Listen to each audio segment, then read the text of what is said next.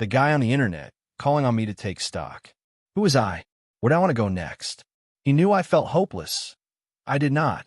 He knew life had been endlessly frustrating. No to that. He wanted to sell me an online course that would make it all go away.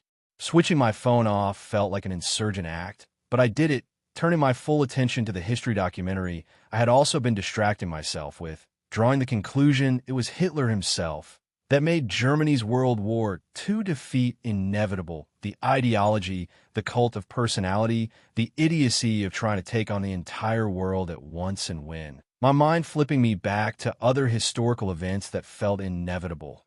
These events much closer to home. When we moved to the UK, it felt like everything escalated.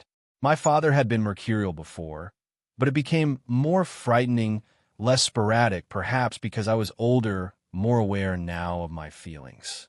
And I could go round in circles telling myself how fucked up it was to grow up in a house with both parents causing harm, hurting me in different ways, then carrying on as if nothing had happened, even telling me I was loved. When you're a kid, even a teenager with a growing awareness of the world, you are still legally under the control of your parents. You need them, and they can easily abuse this position and exploit your dependence. And it was no good looking at it through the eyes of the adult I now was, and thinking how anything could have been different. My parents were who they were. Their dynamic was their dynamic, and they were never going to change. The family unit was to be protected at any cost, and I guess I was the threat, the only one of their 4 kids who saw through them. I found myself retreating into a shell, creating a fantasy world in my head, just to survive, to cope with the almost insane level of emotional and psychological stress. You're forced to be internal because you realize the external at that moment can't be altered.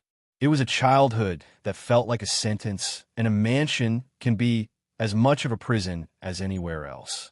Time I served with every material need provided, every emotional need ignored. Life under a dictatorship in a totalitarian state. When I left for college, or uni, as they say in the UK, it was the most exhilarating liberation imaginable. I found alcohol, nightclubs, music. I experimented briefly with being a yob, an a-hole, but never with enough real intention or abandon to be convincing. It was the late 90s. The UK belonged to Lyle. It was a moment I lost myself in,